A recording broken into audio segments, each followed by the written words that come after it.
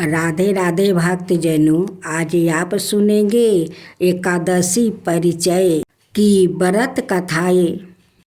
प्राचीन काल में नैमिषारण्य उपवन में महर्षि ऋषि सोने के और अनाय ऋषियों ने श्री सूत जी से आग्रह किया कि वो उन्हें सभी एकादशियों की उत्पत्ति और महात्म्य विस्तार से बताने की कृपा करें। श्री सूत जी बोले, हे ऋषियों, एकादशी देवी का प्रादुर्भाव मार्गशीर्ष मास के कृष्णा पक्ष में हुआ था। इसका विवरण उत्पन्ना एकादशी के प्रसंग में दिया गया है। पुराणों में 26 एकादशियों की अलग अलग कथाएं आती है। एक वर्ष में 12 मास होते हैं और प्रत्येक मास में 2 एकादशी होती है। इस प्रकार एक वर्ष में कुल 24 एकादशियाँ होती है, परंतु जिस वर्ष से अधिक मास पड़ता है उस वर्ष 2 एकादशियाँ और जोड़ जाती है। इस कारण अधिक मास लोध मास पड़ने पर एक वर्ष में कुल 26 एकादशियाँ हो जाती है। इनके नाम इस प्रकार है: पहला उत्पन्ना, दूसरा मोक्षदा, तीसरा सफला, चौथा पुत्राधा, पांचवा षटतिला, छठवा जाया, सातवां विजाया, आठवां आमलखी, 9वां पाप मोचनी, 10 कामदा, 11 बरथुनी, 12 मोहिनी, 13 अपरा, 14 निर्जला, 15 योगिनी, 16 देवसैनी, 17 कामिका, 18 पुत्राधा, 19 आजा, 20 परिवर्तनी या बामन, 21 इंदिरा, 22 पापकुशा, 23 रामा और 24 प्रबोधिनी। अब अधिक मास की 2 एकादशियाँ है, 25 पद्मिनी और 26 परमा। इस प्रकार यह कुल 26 एकादशियाँ होती है। यह सभी एकादशियाँ फल देने वाली होती है, भाव सागर से मुक्ति दिलाती है और अंत में स्वर्गलोक प्राप्ति में सहायक होती है। सूत जी बोले, हे ऋषि मुनियों, द्वार पर योग में धर्मराज युधिष्ठिर ने भगवान श्री कृष्ण से कहा, हे सर्वेश्वर, एकादशी के व्रत की विधि, महात्म्य और उनसे प्राप्ति होने वाले पुण्य लाभ, मनोवांछित फल आदि के बारे में विस्तार से बताने की कृपा करें। भगवान श्री कृष्ण ने कहा, हे पांडवों, श्रेष्ठ एकादशी महान पुण्य लाभ और मनोवांछित फल देने वाली होती है। श्रेष्ठ ऋषि मुनियों को भी इसका अनुष्ठान करना चाहिए। कुछ विशेष नक्षत्रों का योग होने पर यह तिथियां जाया, विजया, जयंती और पाप नाशनी इन चारों नामों से प्रसिद्ध है। यह चारों एकादशियां सभी पापों का नाश करने वाली होती है, इसलिए संसारी मनुष्यों को इनका व्रत अवश्य करना चाहिए। जब शुक्ल पक्ष की एकादशी को पूर्ण वर्षु नक्षत्र हो तो वो उत्तम तिथि जाया कहलाती है। विधि पूर्वक इसका व्रत करके मनुष्य निश्चय ही पाप से मुक्ति हो जाता है।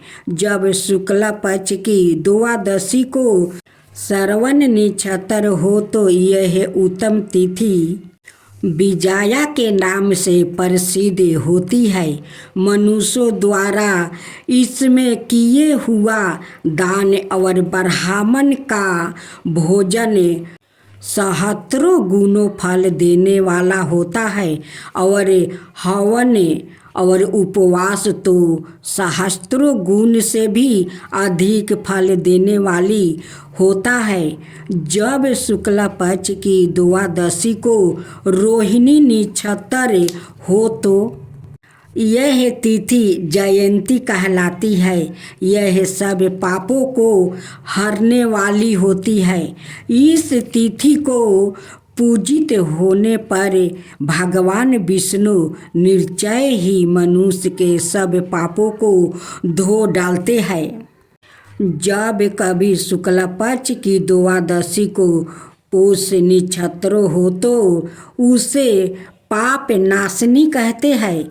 जो व्याकृत 1 वर्ष तक प्रतिदिन तिल दान करता है और जो केवल पाप नाशनी एकादशी को उपवास करता है, उन दोनों का पुण्य समान होता है। उस तिथि को व्रत रखने पर श्री विष्णु भगवान प्रसन्न होते हैं। उस दिन प्रत्येक पुण्य कर्म का अंत फल माना गया है। एकादशी के इस व्रत को करने से स्त्री पुरुष के 7 जन्मों के कायिक, वाचिक और मानसिक पाप नष्ट हो जाते हैं। उस नक्षत्र में पड़ने वाली एकमात्र पाप नाशनी एकादशी का व्रत करके मनुष्य 1000 एकादशियों के व्रत जैसा लाभ प्राप्ति कर सकता है। उस दिन स्नान, दान, जप, तप, स्वाध्याय और देव पूजा आदि जो कुछ भी किया जाता है उसका अक्षय फल माना गया है। इसलिए सभी स्त्री पुरुष को अपनी सामर्थ्य के अनुसार इसका व्रत करना चाहिए। भगवान विष्णु की कृपा और पुण्य संचय करने के लिए ही व्रती एकादशी का व्रत करती है। व्रत और उपवास में अंतर होता है। किसी भी व्रत में प्रचलित परंपरा के अनुसार सागर, फलहार आदि लिए जा सकते हैं, परंतु उपवास अधिकतर निराहार किया जाता है। तिरी, सपसोर और पक्ष वर्धिनी एकादशी अधिक महत्वपूर्ण और फलदायिनी मानी जाती है। इसी प्रकार यदि 10वीं तिथि को दिन में यह रात में एकादशी हो तो द्वादशी युक्त एकादशी का व्रत करना उत्तम होता है। भगवान महादेव ने पक्ष वर्धिनी एकादशी का महत्व श्री नारद जी को सुनाया था। यदि अमावस्या अथवा पूर्णिमा 8 दंड की रहे और दिन रात अविकल रूप में रहे और दूसरे दिन प्रतिपदा में कुछ अंश चला जाए तो उस पक्ष की एकादशी पक्ष वर्धिनी मानी जाती है। इस एकादशी का व्रत अधिक पुण्यदायी और फलदायी माना गया है। जो भक्त श्रद्धालु स्त्री पुरुष पक्ष वर्धिनी एकादशी का महात्म्य सुनते या पढ़ते हैं वो उस पुण्य के भागी होते हैं। इस पक्ष वर्धिनी एकादशी के समान ही तिरी सपसार एकादशी के व्रत का वर्णन किया गया है। यदि किसी एक तिथि के दिन एकादशी हो और साथ में द्वादशी तिथि भी हो और रात्रि के अंतिम पहर में त्रयोदशी तिथि आ जाए तो ऐसी एकादशी तीरी सपसोर एकादशी कहलाती है। इसका व्रत करने से अंत पूर्ण फल की प्राप्ति होती है। राधे राधे भक्त जनों, आज आप सुने बुधवार के दिन गणेश भगवान की महापुण्य फल देने वाली व्रत कथा। जो गणेश भगवान के कथा सुनते हैं, उनकी आरती करते हैं, उन पर गणेश भगवान प्रसन्न होते हैं। उनकी सारे मनोकामनाएं के गणेश भगवान वो पूरा कर देते हैं। तो बोलो गणेश भगवान की जय, गणेश भगवान की जय। गणेश जी रिद्धि सिद्धि के देवता और विघ्न विनाशक देवता है, जो पूजा अर्चना से प्रसन्न होकर भक्त की हर बाधा को दूर करे, सुख सौभाग्य और धन धनाई के भंडार भर देते हैं। उनकी दयाशीलता और दानशीलता को लेकर काफी कथाएं भी प्रचलित है, जिनमें एक बुढ़िया से खीर खाने की लोक कथा काफी प्रसिद्ध है। गणेश जी और खीर की कहानी। एक बार गणेश जी ने पृथ्वी के मनुष्यों को परीक्षा लेने का विचार किया। वो अपना रूप बदलकर पृथ्वी पर भ्रमण करने लगे। उन्होंने एक बालक का रूप बना लिया और एक हाथ में एक चमचा में दूध ले लिया और दूसरे हाथ में एक चुटकी चावल ले लिया और गली गली घूमने लगे। साथ ही साथ आवाज लगाते चल रहे थे, कोई मेरे लिए खीर बना दो, कोई मेरे लिए खीर बना दो, कोई मेरे लिए खीर बना दो। कोई भी उन पर ध्यान नहीं दे रहा था, बल्कि लोग उन पर हंस रहे थे।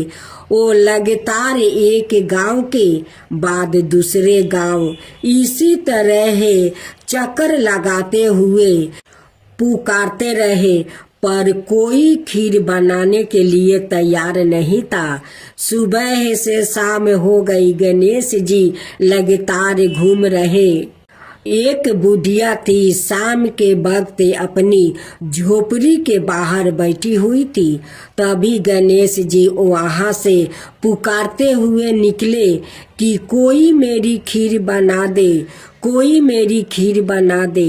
बुढ़िया बहुत कोमल दया वाली स्त्री थी। उन्होंने कहा, बेटा मैं तेरी खीर बना देती हूँ। गणेश जी ने कहा, माई अपने घर में से दूध और चावल लेने के लिए बर्तन लाओ।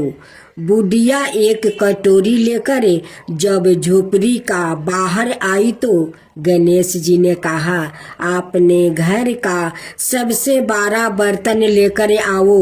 बुढ़िया को थोड़ी झंझलाहट हुआ, पर उसने कहा, चलो बच्चे का मन राख लेती हूँ।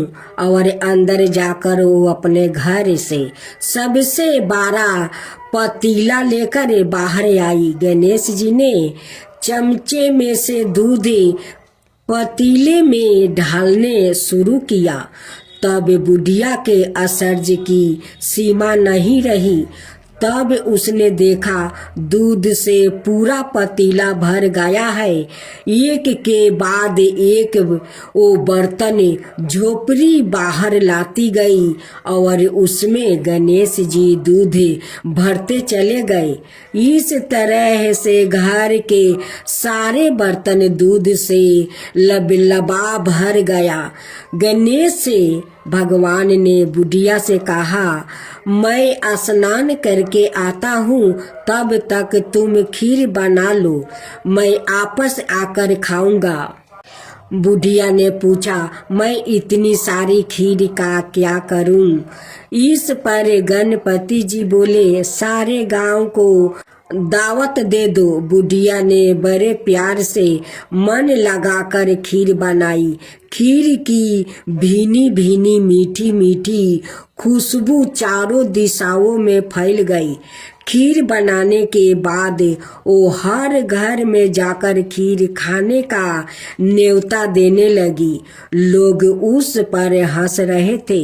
बुढ़िया के घर में खाने को दाना नहीं है और यह सारे गांव को खीर खाने की दावत दे रही है। लोगों को कुतूहल हुआ और खीर की खुशबू से लोग खींचे चले आए।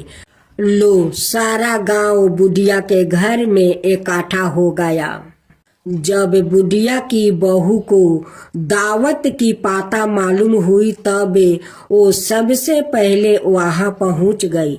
उसने खीर से भरे पतीलों को जब देखा तो उसके मुंह में पानी आ गया। उसे बड़ी जोर से भूख लगी हुई थी। उसने एक कटोरी में खीर निकाल ली और दरवाजे के पीछे बैठकर खाने की तैयारी करने लगी। इसी बीच एक छींटा गिर गया और गणपति जी को भोग लग गया और वो प्रसन्न हो गए। अब पूरे गांव को खाने की दावत देकर बुढ़िया वापस अपने घर आई तो उसने देखा बालक वापस आ गया था। बुढ़िया ने कहा, बेटा खीर तैयार है, भोग लगा लो। गणपति जी बोले, माँ भोग तो लाग चुका है, मेरा पेट पूरी तरह से भर गया है, मैं दिलपीत हूँ, अब तू खा ले, अपने परिवार और गांव वालों को खिला दे। बुढ़िया ने कहा, यह तो बहुत ज्यादा है, सबका पेट भर जाएगा, इसके बाद भी यह बच जाएगी। उस बीच खीर का मैं क्या करूंगी? इस पर गणेश जी बोले, इस बीच खीर को रात में अपने घर के चारों कोने में रख देना। और बुढ़िया ने ऐसा ही किया। जब सारा गांव जी भर कर खा चुका तब भी ढेर सारी खीर बच गई। उसने उसके पात्रों को अपने घर के चारों तरफ रख दिया। सुबह उठकर उसने क्या देखा? पतीलों में खीर के स्थान पर हीरे जवाहरात और मोती भर गया है। वो बहुत खुश हुई। उसकी सारी दलीदरता दूर हो गई और वो आराम से रहने लगी। उसने गणपति जी का एक भाव मंदिर बनवाया और साथ में एक बड़ा सा तालाब भी खुदवाया। इस तरह उसका नाम दूर दूर तक प्रसिद्ध हो गया। उस जगह वार्षिक मेले लगने लगे। लोग गणेश जी की कृपा प्राप्ति करने के लिए उस स्थान पर पूजा करने और मन्नत मांगने के लिए आने लगे। गणेश जी सबकी मनोकामना पूरी करने लगे। हे गणेश भगवान, जैसे आप उस बुढ़िया पर कृपा किया वैसा ही सब पर करना। कहानी कहने वाला, हुंकार भरने वाला, सुनने वाला, उनकी सारे परिवार पर कृपा करना, अड़ोस पड़ोस पर कृपा करना, सारा दुनिया पर कृपा करना। तो बोलो गणेश भगवान की जय, गणपति पापा की जय। अब भक्तजनों, आज आप सुनेंगे एक ब्राह्मण की पुत्रा और उनकी पत्नी की कहानी। खूब सुंदर दुख भरी कहानी है। किसी गांव में एक ब्राह्मण और ब्राह्मणी रहा करते थे। उनकी एक ही पुत्रा था। उनकी पुत्रा के नाम चंदर था। ब्राह्मण और ब्राह्मणी अपना पुत्रा से बहुत प्यार करती थी।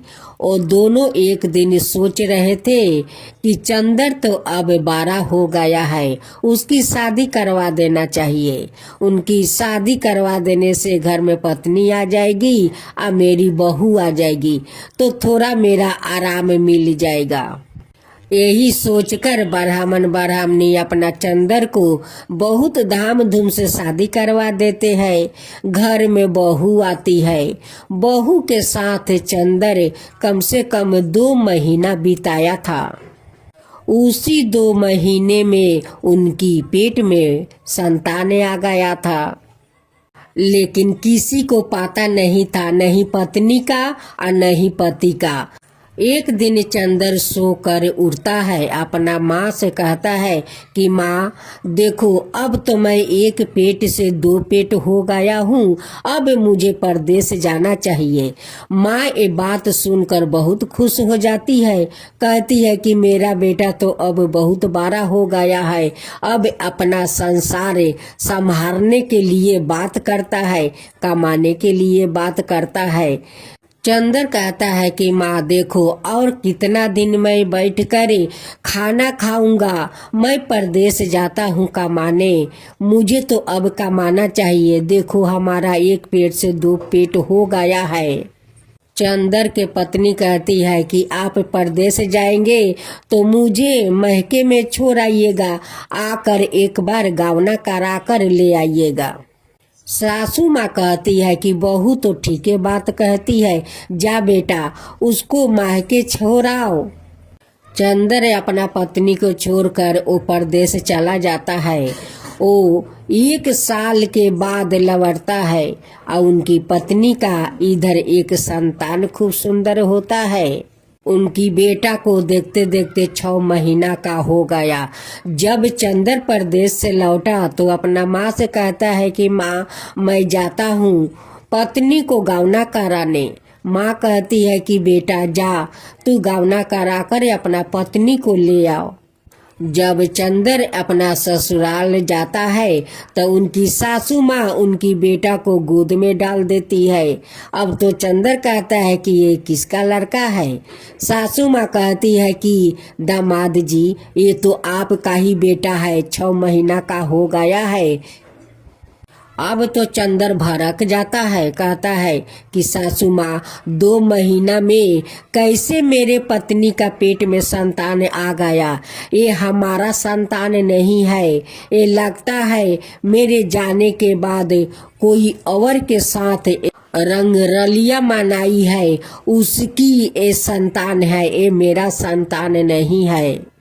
उनकी पत्नी रो रो कर कहती है कि नहीं स्वामी, ये आपका संतान है, वो 2 महीना के अंदर में मेरा पेट में आ गया था, वो मुझे भी पता नहीं था कि मैं आपको बताऊं, 2 महीना में मैं कैसे बता सकती हूँ। जब मैं महके में आई तब मैं समझा कि मैं माँ बन चुकी हूँ। ये देखिए आपका बेटा 6 महीना का हो गया है, ये आपका ही बेटा है। मैं तो किसी दूसरा मर्द को और देखती नहीं हूँ, तो उसकी साथ मैं कैसे रंग रलिया मना सकती हूँ, ये आपका ही बेटा है। चंदर अपना बेटा को घर लेकर आता है और पत्नी को कहता है कि ये नाजायज बच्चा को मैं अपना घर में नहीं रखूंगी, क्योंकि कलंक मेरा लग जाएगा, इसे मैं गंगा में बहा देता हूँ। चंदर को माँ कहती है कि बहू झूठ नहीं बोल रही है, चंदर ये तेरा ही तो संतान है। कहता है कि नहीं माँ, ये झूठ बोल रही है। चंदन उस बच्चा को हाथ में टांग लेता है और गंगा बहाने के लिए चल देते हैं। आगे आगे चंदन जाता है या पीछे से उनकी पत्नी रोते हुए जाती है, कहती है कि स्वामी ये आपका ही बच्चा है, ये दूसरा कोई और का नहीं है, ये आपका ही संतान है, इसे गंगा में मत बहाइए स्वामी, गंगा में मत बहाइए।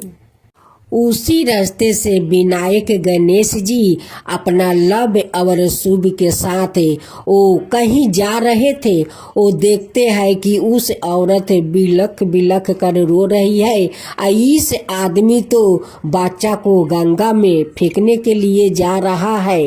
गणेश जी कहते हैं, ठहर मूर्ख, तेरी पत्नी रो रो कर कह रही है कि ये आपका ही संतान है, फिर भी तेरा अपना पत्नी पर विश्वास नहीं है। चंदर कहते हैं कि नहीं भगवान, ये मेरा संतान हो नहीं सकता है, मैं तो शादी करके परदेश चला गया तो मेरा संतान कैसे होगा। मैं घर पर रहता तभी तो संतान होगा।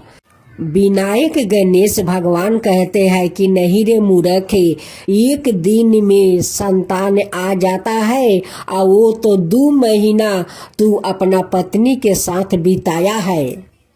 चंदन तो अब गणेश भगवान को बात नहीं सुन रहे हैं। वो चलने लगा। गणेश भगवान उसे अभिशाप देते हैं कि अगर बच्चा को गंगा फेंकने जाता है तो तू यही पर फेंकने से पहले तू सील बन जा। अब तो चंदन वही पर सील बनकर खड़ा रहा। उनकी पत्नी कहती है कि प्रभु, मेरे पति कितना दिन तक सील बनकर रहेगा। ये जैसा भी है ये मेरा पति है प्रभु, इसे सील से मनुष्य बना दीजिए। गणेश जी कहते हैं कि मैं शराप दे दिया है, शराप आपस नहीं लिया जाता है।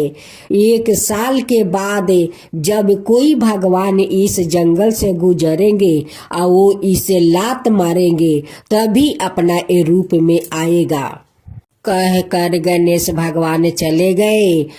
चंदर के पत्नी अपना बेटा को लेकर घर आ गई। चंदर के पत्नी मिलने के लिए रोज उस जंगल में जाती है और उस पत्थर से मिलती है। जब बहू घर आती है तो सासू माँ पूछती है कि चंदर कहाँ है। कहती है कि वो तो सील बन गया है। रास्ते में गणेश भगवान भेटाए थे। वो बहुत समझाए लेकिन आपका बेटा नहीं समझे। वो जिद करके मेरे बेटे को गंगा फेंकने जा रहा था। गणेश भगवान का गुस्सा आ गया और उन्हें शराप दे दिया कि तू 1 साल तक सील बनकर यहीं पर खड़ा रहेगा। जब कोई 1 साल के बाद भगवान आएंगे और तुझे लात मारेंगे तभी तू सील से मुक्ति होगा और तू मनुष्य बन जाएगा। चंदर का पत्नी 1 साल तक उस जंगल में उस अपना सील पति से रोज मिलने जाती थी। उनकी मन नहीं मानता था। उनका मन में तो कोई छल कपट नहीं था और नहीं किसी मर्द के ऊपर वो देखती थी। लेकिन चंदर को तो अपना क्रोध के कारण सील बनना पड़ा। एक दिन उसी रास्ता से गणेश अपना दोनों पत्नी के साथ गंगा या स्नान करने जा रहे थे। रिद्धि सिद्धि का उस सील पर नजर पड़ा।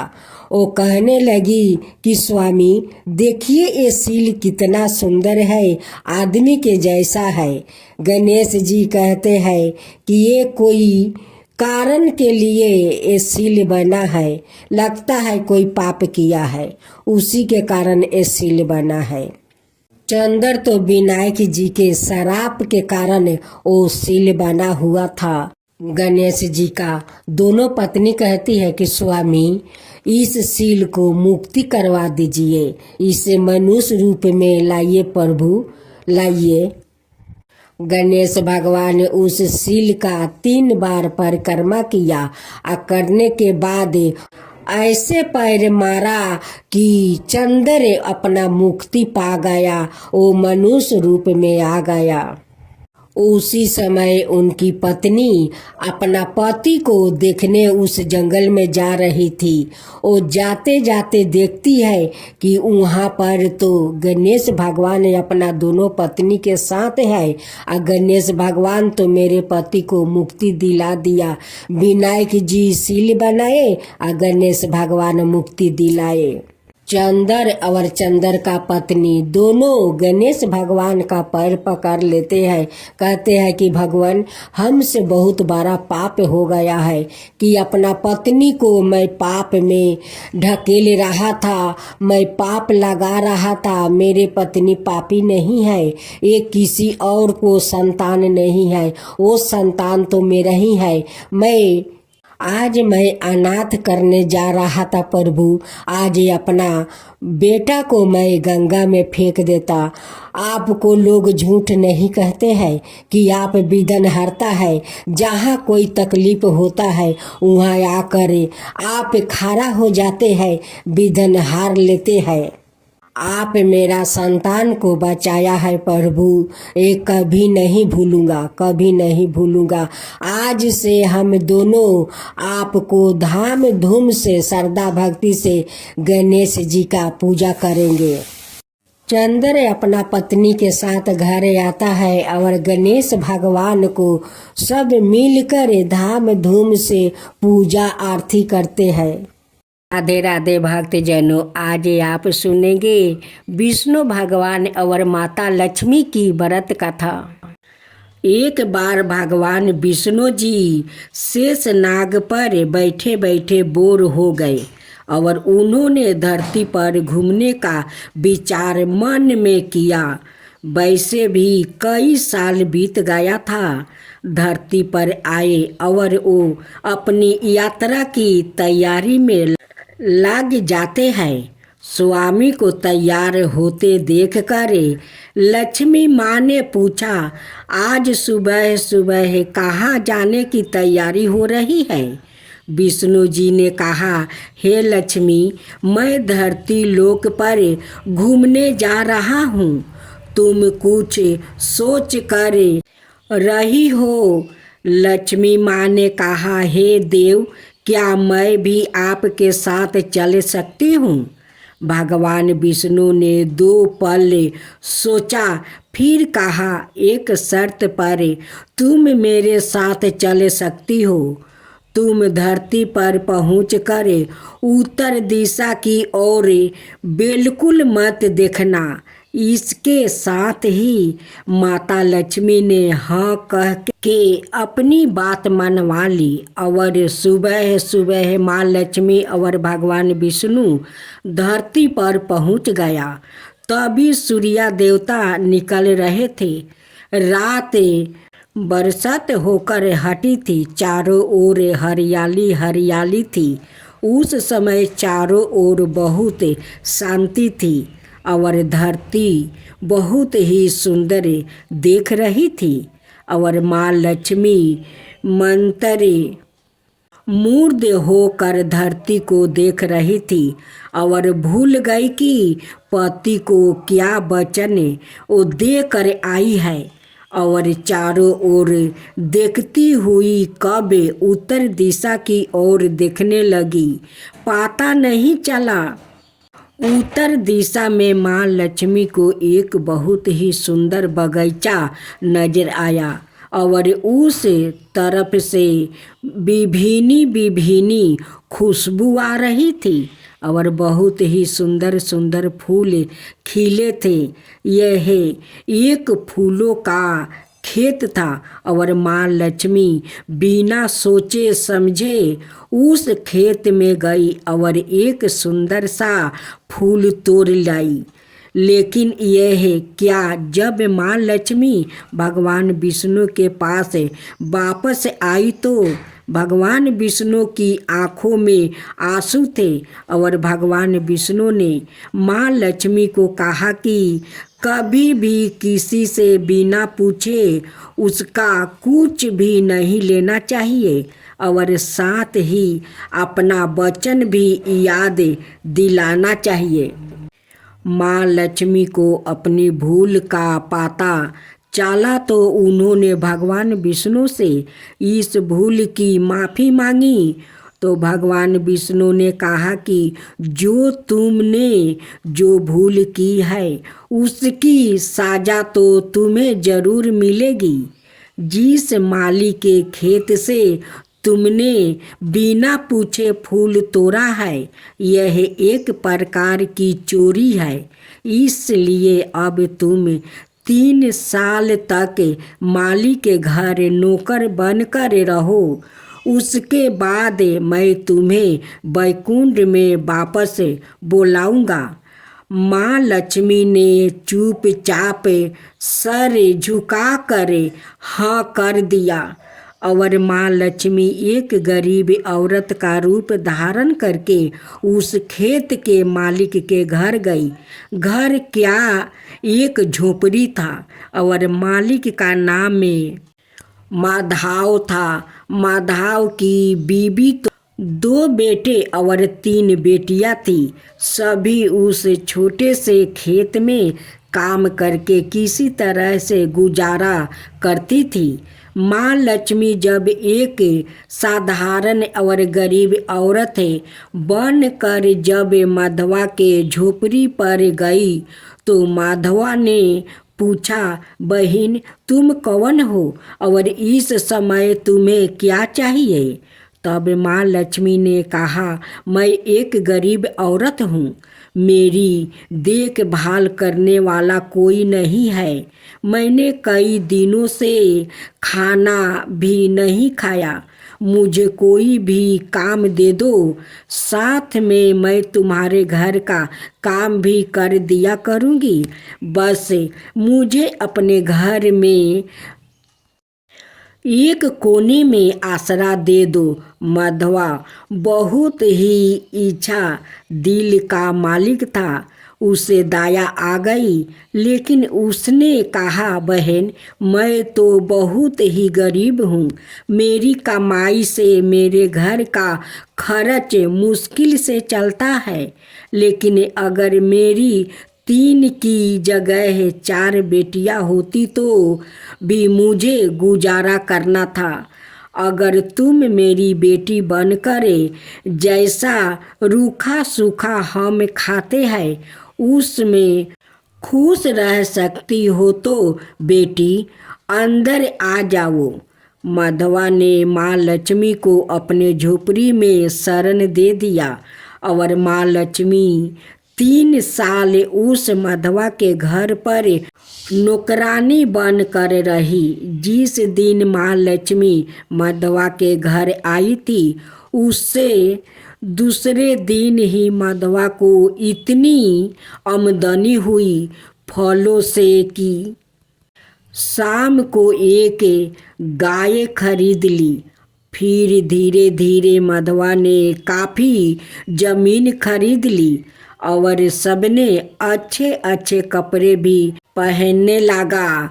और फिर एक बार पक्का घर भी बनवा लिया। बेटियों और बीबी ने गहने भी बनवा लिया और अब मकान भी बहुत बड़ा बनवा लिया था। माधवा हमेशा सोचता था कि मुझे यह सब इस महिला के आने के बाद मिला है। इसे बेटी के रूप में मेरी किस्मत आ गई है। मेरी और अब 2 साल बीत गया था, लेकिन माँ लक्ष्मी अब भी घर में और खेत में काम करती थी। एक दिन माधवा जब अपने खेतों से काम खत्म करके घर आया तो उसने अपने घर के सामने द्वार पर एक देवी सावारूप गहनों से लदी एक औरत को देखा। जब ध्यान से देखकर पहचान गया, अरे यह तो मेरी मुँह बोली चौथी बेटी यानी वही औरत है। और पहचान गया कि यह तो माँ लक्ष्मी है। अब तक माधवा का पूरा परिवार बाहर आ गया था और सब हैरान होकर माँ लक्ष्मी को देख रहे थे। माधवा बोला, हे माँ हमें माफ़ करो, हमने आपसे अनजाने में ही घर और खेत में काम करवाया है। माँ यह कैसा अपराध हो गया? हे माँ हम सब को माफ़ कर दो। अब माँ लक्ष्मी मुस्कुराई और बोली, हे माधवा तुम बहुत ही अच्छे और दयालु व्यक्ति हो। तुमने मुझे अपनी बेटी की तरह से रखा है। आपने परिवार के सदस्य की तरह से, इसके बदले मैं तुम्हें वरदान देती हूँ कि तुम्हारे पास कभी भी खुशियाँ की और धन की कमी ना रहेगी। तुम्हें सारे सुख मिलेंगे जिसके तुम्हें अधिकार हो। और फिर माँ अपने स्वामी के द्वारे भेजे रथ में बैठकर बैकुंठ चली गई। अब आप सुनेंगे तुलसी की गाथा। तुलसी से जोड़ी एक गाथा बहुत प्रचलित है। श्री मद देवी भगवत पुराण में इनके अवतार की दिव्य लीला गाथा भी बनाई गई है। एक बार शिव ने अपने तेज को समुद्र में फैला दिया था। उससे एक महातेजस्वी बालक ने जन्म लिया। यह बालक आगे चलकर जलंधर के नाम से पराक्रमी दैत्य राजा बना। इसकी राजधानी का नाम जलंधर नगरी था। दैत्यराज कलनेमी की कन्या बिंदा का विवाह जलंधर से हुआ। जलंधर महाराक्षस था। अपनी साता के मध्य में चूरी उसने माता लक्ष्मी को पाने की कामना से युद्ध किया, परंतु समुद्र से ही उत्पन्न होने के कारण माता लक्ष्मी ने उसे अपना भाई के रूप में स्वीकार कर लिया। वहां से पराजित होकर वो देवी पार्वती को पाने की लालसा से कैलाश पर्वत पर गया। भगवान देवाधिदेव शिव का ही रूप धारण कर माता पार्वती का समीप गया, परंतु माँ ने अपने योग बल से उसे तुरंत पहचान लिया और वहां से अंतर्ध्यान हो गई। देवी पार्वती ने क्रोध होकर सारा वृत्तांत भगवान विष्णु को सुनाया। जलंधर की पत्नी बिंदा अत्यंत पतिव्रता स्त्री थी। उसी के पतिव्रता धर्म की शक्ति से जलंधर ना तो मारा जाता था और ना ही पराजित होता था। इसलिए जलंधर का नाश करने के लिए बिंदा के पतिव्रता धर्म को भंग करना ही बहुत जरूरी था। इसी कारण भगवान विष्णु ऋषि का भेष धारण कर वन में जा पहुँचे, जहाँ बिंदा अकेली बर्मन कर रही थी। भगवान के साथ 2 मायावीर राक्षस भी थे, जिन्हें देखकर बिंदा भयभीत हो गई। ऋषि ने बिंदा के सामने पल में दोनों को भस्म कर दिया। उनकी शक्ति देखकर बिंदा ने कैलाश पर्वत पर महादेव के साथ युद्ध कर रहे अपने पति जलंधर के बारे में पूछा। ऋषि ने अपने माया जाल से 2 बांदर प्रकट किया। एक बांदर के हाथ में जलंधर का सिर था और दूसरे के हाथ में धर। अपने पति की यह दशा देखकर बिंदा मूर्छित होकर गिर पड़ी। होश में आने पर उन्होंने ऋषि रूपी भगवान से विनती की कि वो उसके पति को जीवित करे। भगवान ने अपनी माया से पूर्ण जलंधर का सिर धड़ से जोड़ दिया, परंतु सवाए भी वो उसी शरीर में प्रवेश कर गया। बिंदा को इस छल का जरा आभास नहीं हुआ। जलंधर बने भगवान के साथ बिंदा पतिव्रता का व्यवहार करने लगी, जिससे उसकी पतिव्रता भंग हो गया। ऐसे होते ही बिंदा का पति जलंधर युद्ध में हार गया।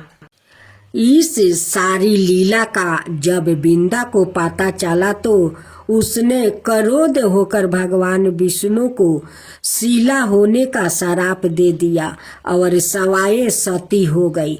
जहाँ बिंदा भस्म हुई वहाँ तुलसी का पौधा उगा।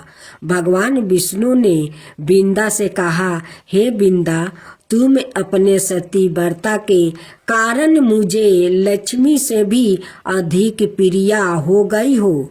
अब तुम तुलसी के रूप में सदा मेरे साथ रहोगी। जो मनुष्य भी मेरे शालिग्राम रूप के साथ तुलसी का विवाह करेगा, उसे इस लोक और परलोक में विपुल यश प्राप्ति होगा। जिस घर में तुलसी होती है वहाँ यम के दूत भी असमय नहीं जा सकते। गंगा ओ नर्मदा के जल से स्नान अथवा तुलसी का पूजन बराबर माना जाता है। चाहे मनुष्य कितना भी पापी क्यों ना हो, मृत्यु के समय जिसके प्राण मंजीरी रहती, तुलसी और गंगा जल मुख में राख कर निगल जाते हैं, वो पापों से मुक्ति होकर वैकुंठ धाम को प्राप्ति होता है। जो मनुष्य तुलसी और आंवले की छाया में अपने पितरों का श्राद्ध करता है, उसके पितरों मोक्ष को प्राप्ति हो जाते हैं। उसी दैत्य जलंधर की यह भूमि जलंधर नाम से विख्यात है।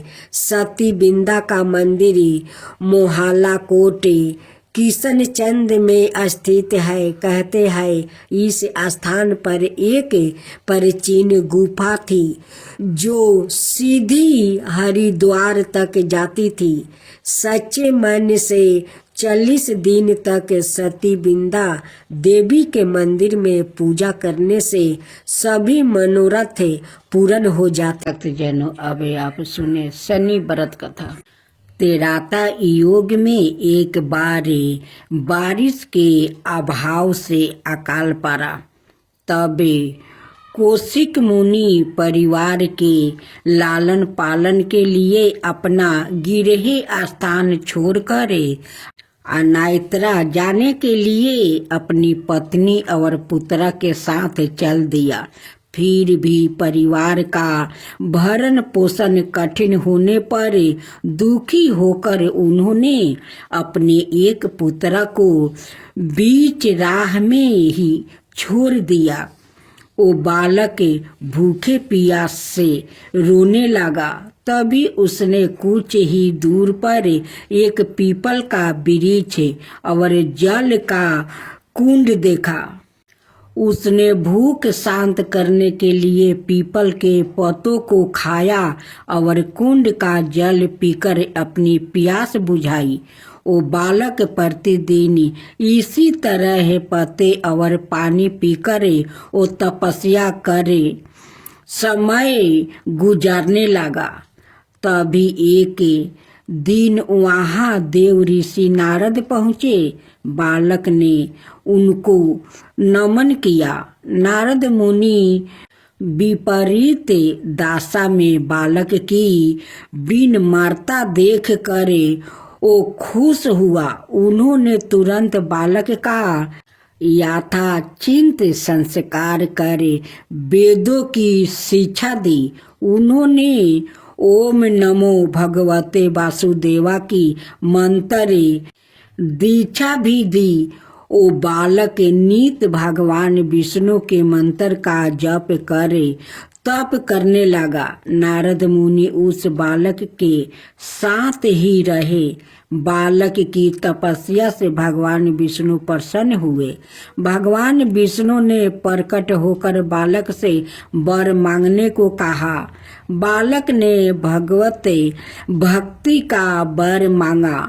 तब भगवान विष्णु ने बालक को योग और ज्ञान की शिक्षा दी, जिससे वो परम ज्ञानी महर्षि बन गया। एक दिन बालक ने मन में जिज्ञासा पैदा किया।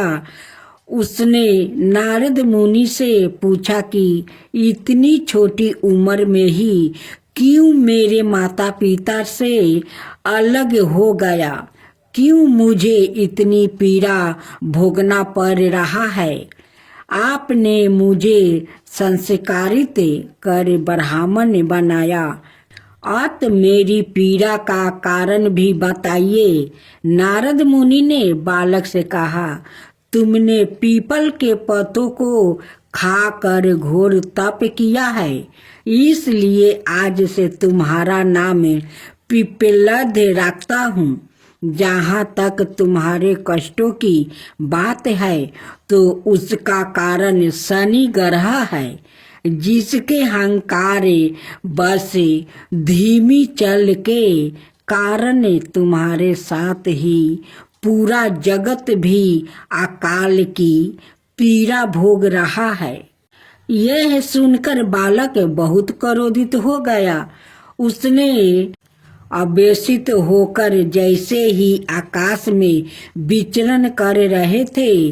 शनि को देखा तब शनि ग्रहे बालक पिप्पलद के तेज बल से जमीन पर एक पर्वत पर आ गिरा, जिससे वो अपंग हो गया। शनि की ऐसी दुर्दशा देखकर नारद मुनि खुश हो गया। उन्होंने सभी देवी देवताओं को यह दृश्य देखने के लिए बुलाया। तब वहाँ पर ब्रह्मदेव सहित अनाए देवों ने आकर बालक पिप्पलद के आवेश को शांत कर कहा कि नारद मुनि द्वारा रखा गया तुम्हारा नाम श्रेष्ठ है और आज से तुम पूरे जगत में इसी नाम से प्रसिद्ध होंगे। जो भी व्याकृत शनिवार के दिन पिप्पलद नाम का ध्यान करे पूरी श्रद्धा और भावना से पूजा करेगा, उसको शनि ग्रह के कष्टों से छुटकारा मिलेगा और उसको संतान सुख भी प्राप्ति होगा। ब्रह्मदेव ने साथ ही पिप्पलद मुनि को शनि ग्रह की शांति के लिए उनकी पूजा और व्रत का विधान बताकर कहा कि तुम धाराशाही हुए शनि को अपने स्थान पर प्रतिष्ठा कर दो, क्योंकि वो निर्दोष है। पिप्पलद मुनि ने भी ब्रह्मदेव के आदेश का पालन किया और उनसे शनिचर व्रत विधि जानकर जगत को शनि ग्रह की शांति का मार्ग बताया। इसलिए शनि ग्रह की शांति के लिए शनिवार के दिन पीपल के वृक्ष के साथ ही शनि देव के पूजन की परंपरा है। अब सुने शनि व्रत कथा। एक समय